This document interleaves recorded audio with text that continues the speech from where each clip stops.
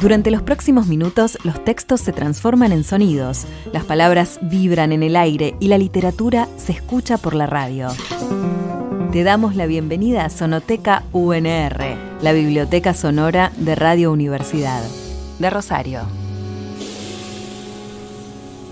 Sonoteca UNR. Adiós, señora Ana. Una vez mi madre estaba cruzando la Plaza Vicente López en Barrio Norte con unas amigas que iban horrorizadas por los mendigos que acampaban entre los árboles.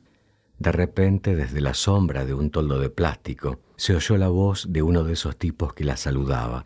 «Adiós, señora Ana». La conocían de los refugios donde ella trabajaba como asistente social. A veces me traía el currículum de alguno escrito a mano para que yo lo pasara en limpio. Había de todo.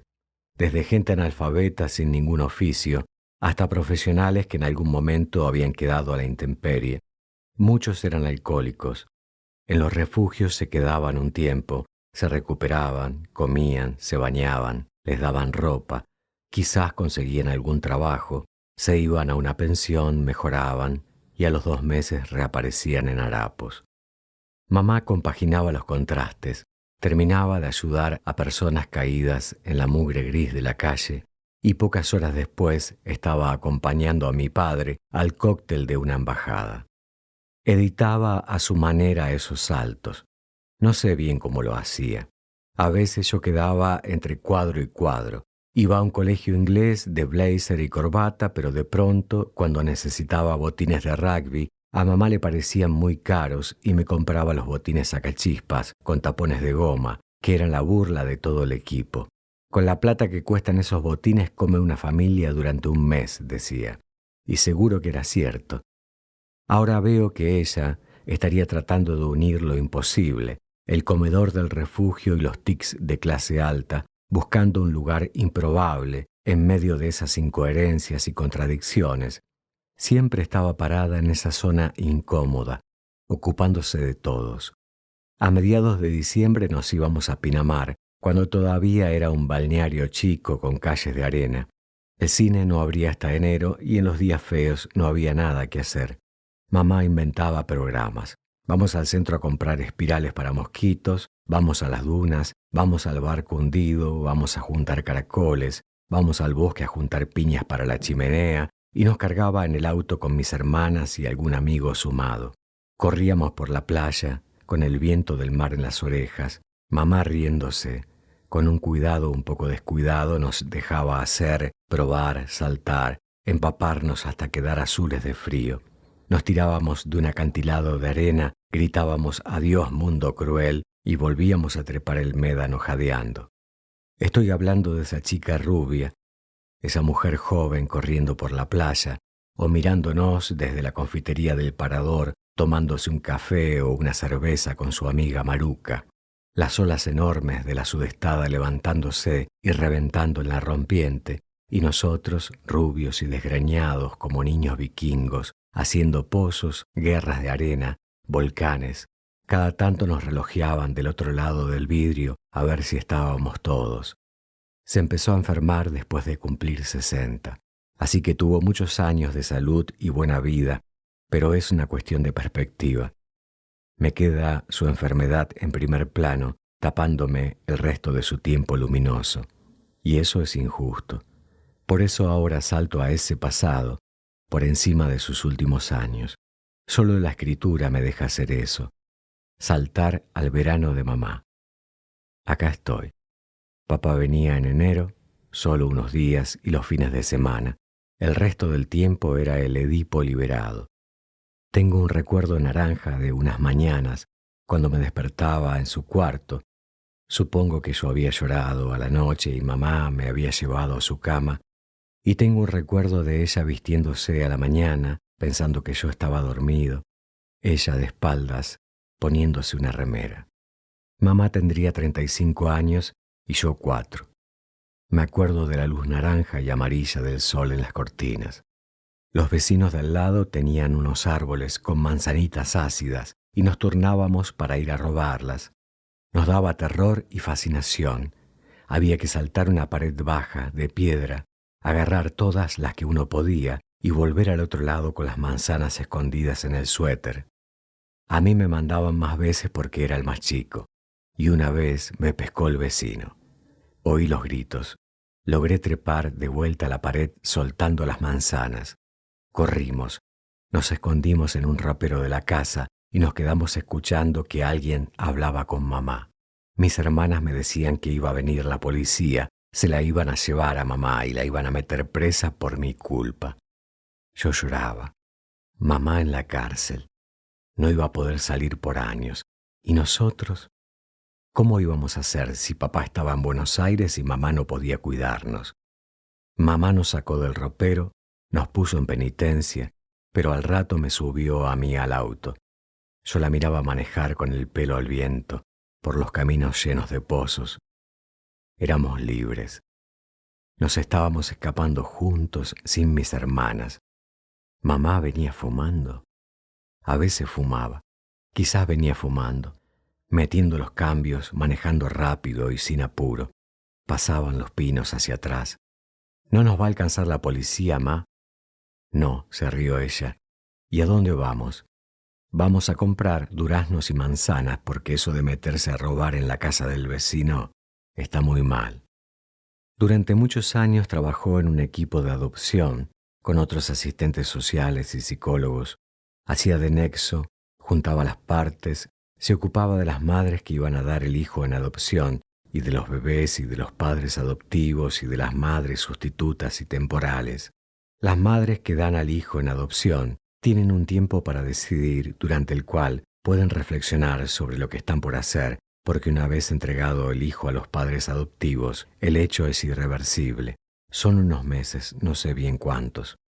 Una vez la vi a mamá. Había llevado de vuelta en el auto a una chica joven que acababa de despedirse de su bebé para siempre.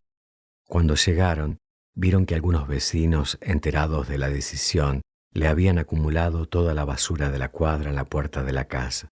Mamá la ayudó a entrar y se puso a llevar las bolsas de basura hasta la esquina.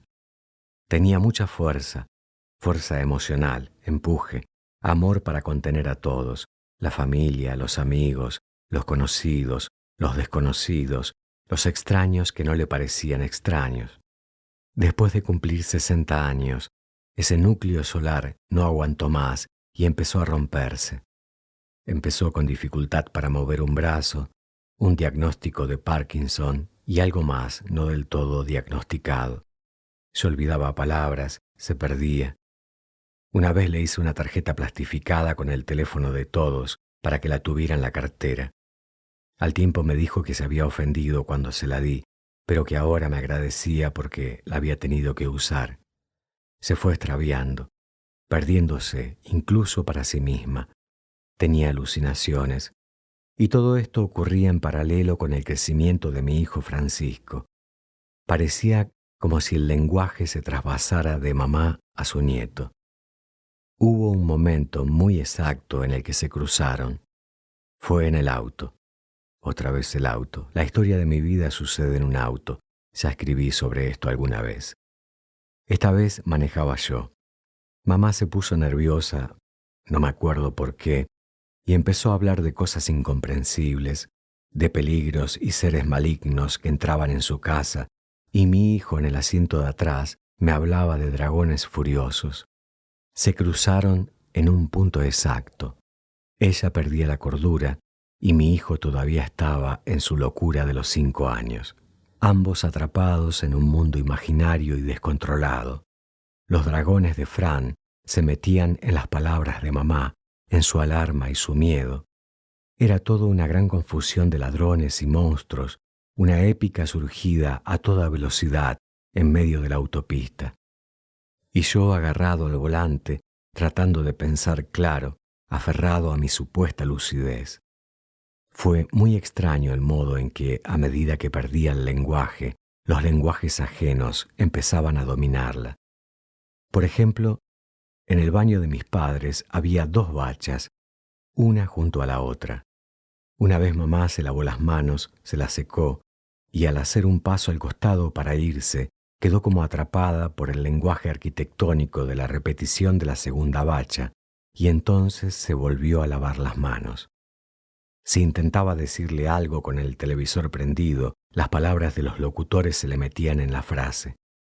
La etapa más dolorosa fue cuando ella todavía se daba cuenta, la transición entre ser una persona que se ocupaba de todos y ser esa otra persona que no podía ocuparse de sí misma. Se fue quedando en silencio detrás de sus ojos verdes. En el último tiempo yo le cantaba canciones infantiles que nos había enseñado su madre francesa, pero dejé de hacerlo cuando noté que la alteraban. Creo que el último diálogo más o menos lúcido que tuvimos fue este. Mamá, ¿vos sos peronista? No. Ese no fue rotundo. Su padre había sido amigo de Perón. Tenía un prendedor para usar en la solapa que decía audiencia permanente. Podía entrar en casa de gobierno cuando quisiera. Y eso fue silenciado por el resto de la familia, que nunca aprobó esa cercanía con el peronismo. Ahora, mientras escribo esto, mamá está viva. Su cuerpo, ya inmóvil, respira en su casa. Hace más de 6 años que no hace contacto visual, ni dice una palabra, ni se comunica de ninguna forma. Está, pero no está. Por eso hablo de ella en pasado. El duelo que uno hace en una situación como esta es raro, lento, gradual y parece infinito. Mamá se fue yendo de a poco, se fue alejando. Voy muy de vez en cuando a visitarla. El mundo pierde un poco de sentido cuando tu madre deja de mirarte. Por eso estoy volviendo a escribir después de mucho silencio, para viajar de vuelta a su lado en el auto y verla mirarme y reírse, una rubia hermosa en su verano largo, al volante, manejando con las ventanillas bajas, con el pelo suelto al viento. Adiós, señora Ana, del libro Maniobras de evasión, de Pedro Mairal. Lo que acabas de escuchar forma parte de Sonoteca UNR, una producción de Radio Universidad de Rosario. Lectura y realización, Guillermo Peñalves. Selección de textos, Federico Aicardi. Entérate de todo lo que hay en nuestra sonoteca en radio.unr.edu.ar.